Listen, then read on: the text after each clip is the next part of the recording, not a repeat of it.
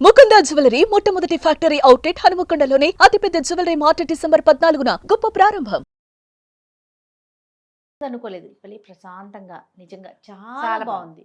తర్వాత ఒక అక్షయ పాత్ర ఇచ్చారు చూసారా రమ్మగారు, మనకి అక్షింతలు వేశారు చూడండి. అది కొన్ని వందల సంవత్సరాలు అంటే 600 సంవత్సరాల పైదేనట రమ్మగారు. అవును, అంటే మనకు అప్పుడు అంత స్పష్టత ఇవ్వలేదు కాబట్టి మనం దాని గురించి మాట్లాడలేకపోయాము.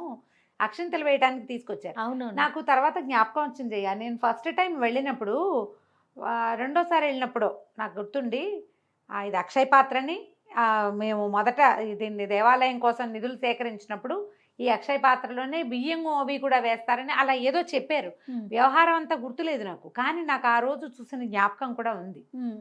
నేను అనుకున్న అక్షితలు ఇంత పెద్ద దాంట్లో ఇస్తున్నారు ఏంటబ్బా అనుకున్నా, కానీ విషయం నాకు తెలీదు. అదే వచ్చేసాక మీరు అన్నారు కదా దారిలో, అప్పుడు అనిపించింది. అవును, దాని గురించి ఏం పెద్ద వివరంగా మాట్లాడలేకపోయాం. అమ్మవారి దేవాలయం మాత్రం మహా అద్భుతం, ప్రశాంతంగా ఉంది, చాలా హాయిగా ఉంది. రైట్. మరి ఇక గోదాదేవి తల్లి గురించి ఒక్కసారి మాట్లాడుకుందామంటే ఆవిడ యొక్క విశిష్టత ఏంటి రమ్మగారు? ఆవిడ ఎక్కడ జన్మించారు, ఆవిడ ప్రయాణం ఎలా సాగింది ఒకసారి? శ్రీరంగానికి దగ్గరలో, మరీ దగ్గర కాదు, ఒక మాదిరి దగ్గరలో ఉన్న శ్రీవిల్లిపుత్తూరులో జన్మించారు గోదాదేవి. అయితే పన్నిద్దరు ఆళ్వార్లు అని ఆళ్వార్ల గాథలు వింటుంటాం మనం. మహావిష్ణు భక్తులుగా వైష్ణవ సాంప్రదాయాన్ని ముందుకు తీసుకెళ్ళిన వాళ్ళని ఆళ్వార్లు అంటారు. వీళ్ళు 12 మంది. ఆ 12 మందిలో ఒక ఆమె గోదాదేవి. ఈవిడ కూడా 11 మంది పురుషులైతే 12వ ఆవిడ ఈవిడ. అయితే ఈమె యొక్క తండ్రి అయిన విష్ణు చిత్తులు పెరియాళ్వారుగా ప్రఖ్యాతులు. పెరియాళ్వారు గారి ఔరస సంతానం కాదు గోదాదేవి. ఆయనకి తులసివనంలో లభించిందట అమ్మ. తులసివనంలో ఒక తులసి చెట్టు మొదట్లో పసిపాపగా దర్శనం ఇచ్చిన గోదాదేవిని ఆయన పెంచుకున్నారు. అయోనిజ అని చెప్తారు ఆమె.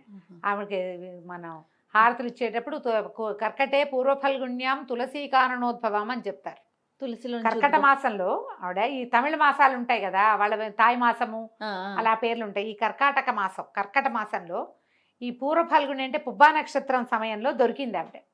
తులసీ కారణోద్భవం. తులసి అక్కడ ఉట్టి చిన్న తోట, ఒక చిన్న మడి కాదట. విష్ణు చిత్తులు నిత్యము రంగనాథుడికి తులసి మాలలు అర్పించేవారు. మాల అర్పించాలి, ఎంత పెద్ద మూర్తి ఆయన, మహాద్భుతమూర్తి కదా రంగనాథుడు. ఆయనకి కావలసినంత మాల లభించాలంటే పెద్ద వనం అది, తులసి వనం. కాననము అసలు అడవి అనమాట, తులసి అడవి, తులసి చెట్లే ఉన్నాయి. ఆ తులసి కాననంలో అక్కడ దొరికింది ఆయనకి. దొరికితే ఆయన కోదై అంటే పూదండ, తులసి దండను కూడా కోదై అనొచ్చు, కోదై అని పెట్టి ఆయన పేరు పెట్టుకుని పిల్లని పెంచుకున్నారు ఆ పాపని. ఆ కోదయ్యే గోదా అయ్యింది. అయోనిజ సీతాదేవి లాగా. సీతాదేవి ఎట్లా లభించిందో, నాగేటి చాలులో ఎలా లభించిందో అట్లా తులసి వనంలో ఒక చెట్టు మొదట్లో పాదులో దొరికింది ఆమె. అట్లా లభిస్తే ఆమెను పెంచుకున్నారు. శ్రీవిల్లిపుత్తూరులో ఒక కృష్ణాలయం ఉంది, ఒక కృష్ణమూర్తి. ఈ చిన్నతనం నుంచి ఈవిడికి కృష్ణ భక్తి మెండుగా ఉన్నది. చిన్నప్పుడు ఇప్పుడు మన ఇంట్లో ఏం పని చేస్తున్నామో మన పిల్లలు అవే పనులు నేర్చుకుంటారు కదా. ఈ రోజు మాలల పువ్వులు, పుష్ప సంచయము పువ్వులు ఏరటము, కోసుకురావటము, తులసిని తీసుకురావటము, దండలు అల్లటము క్రమంగా ఆవిడ నేర్చుకుంది. నిత్యము విష్ణునామ సంకీర్తన వినిపించే ఆ ఇంట్లో వల్ల ఆ అమ్మాయి, ఆవిడ కూడా, ఆ పాప కూడా అట్లా విష్ణునామ సంకీర్తన అలవాటైంది. విష్ణువు నుంచి కృష్ణుడని, రాముడని అనేక రకాల రూపాలు ఉన్నాయి విష్ణువుకి. ఆ రూపాలలో కృష్ణ స్వరూపానికి ఎక్కువ ఆకర్షితురాలయ్యింది. ఈవిడ ఎప్పుడు జన్మించింది? 8వ శతాబ్దంలో. 8వ శతాబ్దం నాటి గోదాదేవి పాడిన తిరుప్పావైని మనం 24లో కూడా, 2024లో కూడా పాడుకుంటున్నాం. 2024 అంటే ఎంతని చెప్పాలి, ఇంచుమించుగా ఇవి 1200 సంవత్సరాల పాతవి తిరుప్పావై. 20వ శతాబ్దంలో ఉన్నాం కదా మనం, అంటే 21st సెంచరీ అనాలనుకో మన దాన్ని కదా. ఈ 1200-1300 సంవత్సరాల క్రితం భగవద్ రామానుజుల కంటే పూర్వజ ఈవిడ, అంతకంటే ముందే జన్మించారు ఆవిడ. ఈ రకంగా ఇలా పెరిగిందనమాట. అయితే అప్పటికే ఆడపిల్లలకి విద్య నేర్పించే విధానం ఉన్నది జయ ఆ కాలంలో. లేకపోతే ఆవిడ ఇంత కవయిత్రిగా ఎలా అయ్యింది? కవిత్వం కదా తిరుప్పావై అంతా. భాషా సంకలనము, భాష, కవిత్వము, భగవంతుణ్ణి అర్చించేలాంటి ప్రత్యేకమైన విధానము, ఇవన్నీ ఆ శతాబ్దాల్లో ఒక బాలికకి వచ్చినాయంటే చిన్నప్పుడు 12-13 సంవత్సరాల పిల్లప్పుడు, ఏదో 25-50 ఏళ్ళు లేవు అప్పటికి, చిన్నతనం, 16 ఏళ్ల లోపల ముగ్ధ ప్రణయంతో భగవంతుణ్ణి పిలవడానికి ఇంత కవిత్వం రాసిందంటే ఎంత చదువు నేర్పించి ఉంటారు ఆమెకి. అందరినీ ఆ పాటలు పాడుతూ పిలుచుకెళ్ళిందట. భాగవతంలో ఒక ప్రత్యేకమైన విధానాన్ని చెప్తారు. కాత్యాయని వ్రతం చేస్తారు గోపికలు అని. ఈ భాగవతం ఎప్పటిది? మన ముందు యుగం నాటిది కదా, ద్వాపర యుగం నాటిది. ఈ కాత్యాయని వ్రతం ఏంటంటే భగవంతుడినే తమకి భర్తగా కావాలని గోపికలు కోరుకుంటున్నట్టుగా అమ్మవారి విగ్రహం మట్టి ఇసక కలిపి కాత్యాయని దేవి విగ్రహం చేసి మార్గశిర మాసంలో చేశారు వాళ్ళు. ఓకే. చేసుకుని రోజు అర్చన చేసి చెరువుకి వెళ్ళటం, యమునా నదికి వెళ్ళటం, స్నానాలు చేయటం, అమ్మవారిని విగ్రహం చేసుకోవటం, ఆమెను పూజించడం యథాశక్తిగా, మళ్ళీ ఇంటికి తిరిగి వచ్చేయటం, మళ్ళీ మర్నాడు పొద్దున్నే నది స్నానం చేయటం, గోపికలందరూ కలిసి వెళ్ళి కాత్యాయని వ్రతం చేశారని స్పష్టంగా చెప్పబడి ఉంది. ఈ కాత్యాయని వ్రతం లాగానే మన గోదాదేవి కూడా శ్రీవ్రతం, శ్రీనోము అని చెప్పి ఈ ధనుర్మాసం మొదలవగానే ఈ 30 రోజులు 30 పాసురాలతోటి చెలికత్తల్ని మేల్కొల్పి కృష్ణసేవ చేసుకుందాము మనము అని చెప్పి ఈ రంగనాథుడి దేవేర్లలో ఒకరైన నీలాదేవి స్థుతి కూడా మనకు అందులో కనపడుతుంది. రోజుకొక రకంగా ఆయనని వర్ణించటము, అతనిని పూజించడం వల్ల మనకేం లభిస్తుందో చెప్పటము, ఒక్కొక్క పాసురంలోనూ ఒక్కొక్క అర్థం. దాదాపుగా 8 లైన్లు ఉన్నటువంటి ఒక్కొక్క దాంట్లో 8 లైన్స్ ఉన్నాయి. 30 పాసురాలు ఆమె పాడింది. ఆమె పాడిన ఆ పాసురాలని జనం అంతా పాడుకున్నారు. అయితే ఈవిడ ప్రస్తుత గాథలోకి వస్తే ఈవిడ ఏం చేసేది, కొంచెం వ్యక్తత వచ్చిన తర్వాత స్వామివారి కోసం అల్లిన మాలను చూస్తే ఒక వ్యామోహం కలిగేది, ఆమెకు సంతోషం కలిగేది. ఆయననే తన భర్తగా భావించేది, కృష్ణ స్వరూపాన్ని. ఆ పరమానందంలో ఆ మాల ధరించి చూసుకుని తన మీద చూసుకుంటే తనలాగానే స్వామివారు ఉంటాడని. అదే అదే ఎంత వంపులు తిరిగి మాల తన మీద తిరిగి ఉందో స్వామివారి మేని మీద కూడా అది అలాగే ఉంటుంది. ఎంత అందంగా ఉంటుందోనని అద్దాలు ఉండేవి కావేమో, ఆవిడ నీళ్లలో ప్రతిబింబాన్ని చూసుకునేదట. అద్దాలు లేకపోయి ఉండొచ్చు. అయితే ఈరోజు మాలలు వెళ్ళేవి, ఈమె వేసుకునేది, ఆ మాల వెళ్ళిపోయేది. ఒకనాడు అర్చకులు చూసి దాంట్లో ఒక పొడుగాటి కేశపాసం ఉన్నదని గమనించారు. పొడుగు వెంట్రుక. ఎప్పుడైతే ఇది గమనించారో ఏదో అపరాధం జరుగుతుంది. మామూలుగా కూడా స్వామివారికి సమర్పించే మనమే ఒక వెంట్రుక వస్తే మనం తప్పుగా భావిస్తాం. అవునవును. భగవంతుడికి ప్రత్యేకంగా పవిత్రంగా సమర్పించే చోట ఎంత పరమ పవిత్రంగా పంపాలి వాటిని. అవునండి. అప్పుడు విష్ణుచిత్తులకి తెలియజేశారు. ఆయన, నేను ఇంత జాగ్రత్తగా చేస్తా, అమ్మాయి మన ఇంట్లో ఇంత శుభ్రత ఉంటుంది, వెంట్రుక ఎలా వచ్చిందని చూసుకుని తన కూతురే అది ధరిస్తోందని తెలుసుకున్నాడు ఆయన. విష్ణుచిత్తులే తెలుసుకుని అమ్మాయిని వారించబోయారు. మాలలు సమర్పించలేదట. సమర్పించకపోతే రంగనాథుడు కల్లోకి వచ్చాడట. మర్నాడు ఈమెను ధరించద్దని మంచి మాలలు పంపిస్తే ఈమె మీదకి ఇంకా రానివ్వల. ఆయనే స్వయంగా చేసుకుంటే, నాకు ఈ మాలొద్దు, నువ్వు కట్టిన మాలొద్దు, ఆ విడిచిన మాలే కావాలి నాకని అడిగాడు స్వామి. ఆ మాల ఎవరైతే ధరించారో ఆమె ధరించిన మాలే నాకు సంతోషాన్ని కలిగిస్తోంది, పరమాహ్లాదంగా ఉంది, నాకు అలాంటి మాలే కావాలని ఆయన అడిగాడని చెప్తారు గాథ. అయితే ఇది జరిగిందా జరగలేదా అంటే ఆమె పాడిన 30 పాసురాలు ఇప్పటికీ ఉన్నాయి కదా. అయితే ఆ తర్వాత ఏం జరిగింది, ఆయనకి శ్రీరంగంలో పెద్దలకి ఆయన కల్లో కనపడి విల్లిపుత్తూరుకి ఒక పల్లకి పంపమని, అక్కడి నుంచి ఒక కన్యకామణి వస్తుంది, ఆమెతో నాకు వివాహం జరిపించమని అడిగాడట. స్వప్న దర్శనం అందరికీ ఒకేసారి వచ్చింది. అయితే ఈ అమ్మాయికి వివాహ సంకల్పం చేసినప్పుడు ఆమె, నేను కృష్ణుడినే అంటే రంగనాథుడినే వివాహం చేసుకుంటానని అడిగింది. అడిగితే తండ్రి భగవంతుడిని వివాహం చేసుకోవటం ఎట్లా కుదురుతుంది అని ఆయన చాలా బాధపడుతున్నాడు. ఈ మధుర భక్తి ఆయనకు ఉన్నది అదే, ఆయన సంసారం లేదు, ఆయనే పరమభక్తుడు, భక్తాగ్రగణ్యుడు. పేరు విష్ణుచిత్తుడైతే ఆయన పెరియాళ్ళవారు అంటారు, పెద్దాళ్ళవారు ఆయన, విష్ణు భక్తులలో అగ్రగణ్యుడు. దీన్ని ఎట్లా సమాధానపరచాలో తెలియని ఒక సంకటంలో ఉన్నప్పుడు శ్రీరంగం నుంచి పల్లకి పంపించమని స్వామివారే అక్కడ కల్లో భక్తులకు ఆదేశించారు.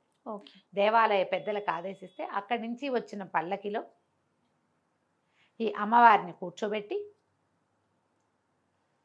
ఆండాళ్ళ తల్లిని కూర్చోబెట్టి తీసుకెళ్ళారు. తీసుకువెళ్తే అక్కడ రంగనాథుడితోటి అమ్మకి వివాహం చేసి జరిపించారట. ఓహో. ఆమె గర్భగుడి దాటి లోపలికి అడుగు వేసి స్వామిలో ఐక్యమైపోయిందని చెప్తారు.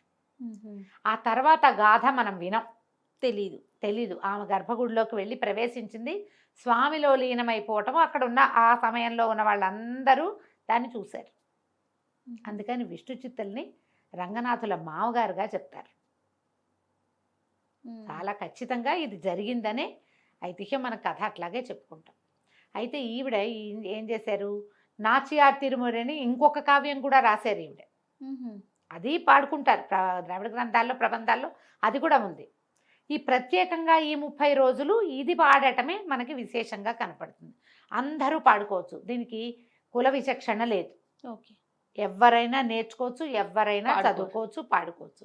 ఎలాగంటే శ్రీ వైష్ణవ మతానికి కూడా కులగణన లేదు. ఏ కులం వారైనా వైష్ణవ మతం తీసుకోవచ్చు. ఎందుకంటే ఈ ఆళ్వార్లలో అన్ని కులాల వాళ్ళు ఉన్నారు.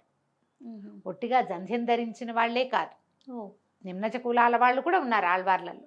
వాళ్ళందరినీ గౌరవిస్తారు. దేవాలయాల విష్ణువాలయాల్లో నువ్వు గమనించు, పన్నిద్దరు ఆళ్వార్లు అని ఆళ్వార్ల విగ్రహాలు కనపడతాయి. వాళ్ళందరికీ ఆళ్వార్ తిరువడిగలే శరణమని ఆళ్వార్లని మొదట మొక్కి తర్వాత భగవంతుడిని మొక్కాలి. వారిని చూశాక వీళ్ళని చూడాలి తప్పకుండా. ఆళ్వార్ సన్నిధి ఉంటే చూడకుండా రాకూడదు. వాళ్ళే ఆద్యులు, ఈ భక్తి ఈ రకమైన మార్గానికి ఆద్యులు వాళ్ళే. అయితే ఈ మాట ఈ పాటల్లోనే మనకి కనపడుతుంది. కూడారై అని ఒక పాసురం. ఈ కూడారై పాసురం రోజున గంగాళాల్లో పాయసం చేయించి నివేదన చేస్తారు. కాగుల్లో, బిందెల్లో, పాత్రల్లో కాదు, అది గంగాళపు షేపులో ఉంటుంది. ఆమె మొక్కుకుందట, అండారు తల్లి 1000 గంగాళాల పాయసాన్ని నివేదన చేస్తాను నీకని మొక్కు. అయితే ఆ మొక్కు తీరకముందే ఈ 30 పాసురాలు అవగానే ఆమె రంగనాథుల్లో గోదా కళ్యాణం రోజున లీనమైపోయింది. ఆమె మొక్కు అలాగే ఉండిపోయింది. ఆమె తర్వాత 200 సంవత్సరాల తర్వాత జన్మించిన భగవద్ రామానుజులు ఆ మొక్కు తీర్చారు. 1000 గంగాళాలతో పాయసం చేయించి నివేదన చేశారు స్వామికి. అందుకని ఇప్పటికీ కూడా కూడారై అని కూడారై పాసురం రోజున తప్పకుండా దేవాలయాల్లో కూడా కనపడుతుంది. చాలామంది వైష్ణవులు ఇళ్లలో చిన్న గంగాళం చేయించి పెట్టుకుంటారు. వెండిదో ఇతడిదో వాళ్ళ శక్తిని ప్రకారం దాని నిండా పాయసం పోసి నివేదన చేస్తారు. కూడారై ఇది ప్రత్యేకంగా తెలుసు అందరికీ. తర్వాత గోదా కళ్యాణం జరిపిస్తారు. ఆ 30వ రోజున గోదా కళ్యాణాన్ని జరిపించడం, అది ముందు ఇంచుమించుగా ఎప్పుడు చేస్తారు, మన భోగి పండుగ రోజున చేసేస్తారు. విశేషమైన పాసురము జరిపిస్తారు, ఈ గోదా కళ్యాణము చేయిస్తారు. అమ్మ ఈ గోదాదేవి ఆయనలో ఆ రోజు లీనమైపోయిందని కథ చెప్తారు. ఈ గోదాదేవి కళ్యాణం కూడా ఇప్పుడు మనకి ఏటా శ్రీరంగంలో కూడా అలాగే చేస్తారు. అయితే ఇంకా ప్రత్యేకతలు ఏంటంటే, ఈ 30 రోజుల పాటు తిరుమలలో మలయప్ప స్వామివారు చిలుకని ధరించి ఊరేగుతారు.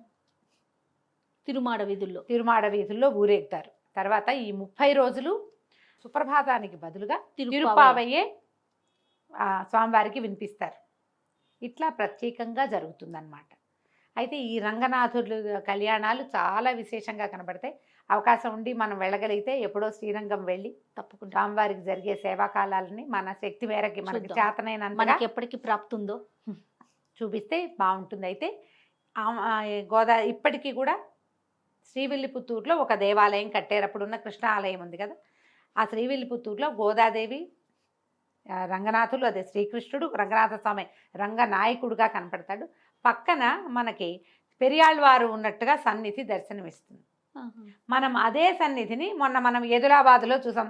అలాంటి దర్శనమే ఇచ్చేలాగా ఆళ్వార్లు కూడా పక్కనే, పెరియాళ్వార్లు కూడా కన్యాదానం చేసిన పెరియాళ్వారు కూడా పక్కనే నిలబడి ఉన్నట్టుగా మనకి దర్శనం. మామగారితో కలిసి ఉన్నారు అంతే కదండి. ఇవి శ్రీవిల్లిపుత్తూరులో అలాగే కనపడుతుంది.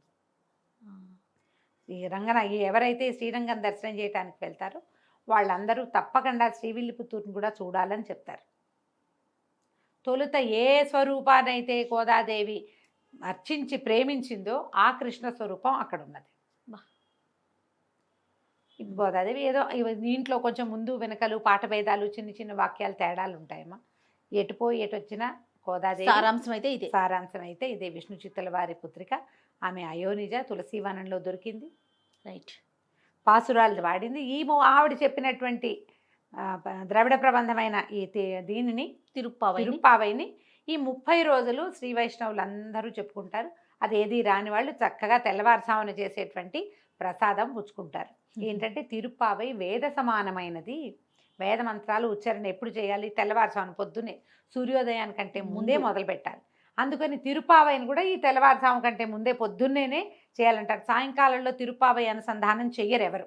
అవును. అది అనుసంధానం చేయవలసింది తెల్లవారుజామున. ఈ 30 రోజులు తిరుప్పావైని అనుసంధానం చేసుకునే వాళ్ళు, అవకాశం ఉన్నవాళ్ళు, చేతొచ్చిన వాళ్ళు, ఆ సంప్రదాయంలో ఉన్నవాళ్ళు దాన్ని అనుసంధానం చేసుకుంటారు. లేదా కనీసం దేవాలయాలకు వెళ్ళి దర్శనం చేసుకుని తీర్థము ప్రసాదము పుచ్చుకుంటారు. ఎవరి అవకాశం ఉంటే వాళ్ళు విష్ణువాలయాలన్నిట్లలోనూ చక్కటి చక్కెర పొంగలి, చక్కటి వెణ్పొంగలి, దధ్యోదనము ఇలాంటివి తయారు చేస్తారు. స్వామివారికి నివేదన చేస్తారు. కూడారై పాయసం దొరికే అవకాశం ఉన్నవాళ్ళు మరీ అదృష్టవంతులు. నమస్తే. నమస్తే జయ.